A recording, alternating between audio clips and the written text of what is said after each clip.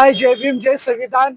आज दौंड तालुका भारतीय पत्रकार संघाच्या वतीने मुक्ता साळवे या महान व्यक्तीचा आज इथं जयंती साजरी होत आहे, जी सावित्रीबाई फुलेंच्या शाळेतील पहिली विद्यार्थिनी आणि मुक्ता साळवे यांनी पहिला प्रबंध लिहिला होता की आम्हाला अस्पृश्याची वागणूक का दिली जाते। म्हणजे त्यावेळेस बाबासाहेबांचा जन्मही झाला नव्हता, त्यावेळेस मुक्ता साळवेंनी हा प्रबंध लिहिला होता की आम्हाला अस्पृश्यता का ठेवलं जातं।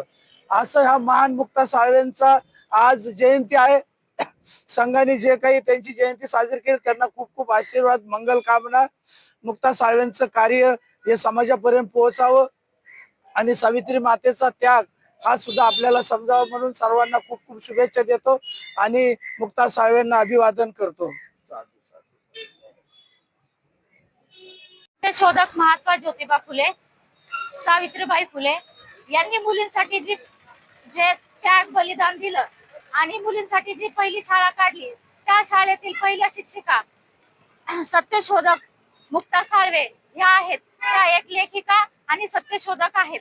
आज त्यांची जयंती आहे। त्या जयंतीनिमित्त आम्ही सर्व त्यांना अभिवादन करतो। त्यांनी जे कार्य केले त्या कार्य जनतेतील तळागाळापर्यंत पोहोचवावे आणि सत्यशोधक महात्मा ज्योतिबा फुले, सावित्रीबाई फुले आणि मुक्ता साळवे यांनी जे बलिदान दिले त्या बलिदानाला आज कुठेतरी दुजोरा मिळावे यासाठी आम्ही त्यांची जयंती साजरी करत आहोत। त्या जयंतीनिमित्त सर्वांना हार्दिक हार्दिक शुभेच्छा।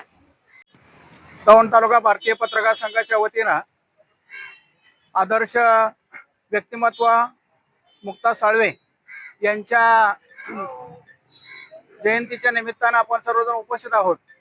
या मुक्ता साळवेंचं कार्य अतिशय उल्लेखनीय आहे।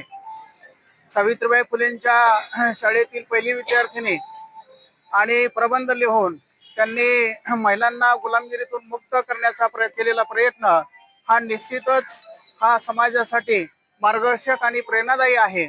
त्यांच्या जयंतीच्या निमित्तानं त्यांचं हे जे बलिदान आहे ते कायमस्वरूपी सर्व समाज बांधवांच्या लक्षात राहील।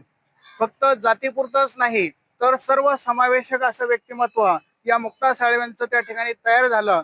म्हणून मी दौंड तालुका भारतीय पत्रकार संघाच्या वतीनं त्यांना विनम्र अभिवादन करतो।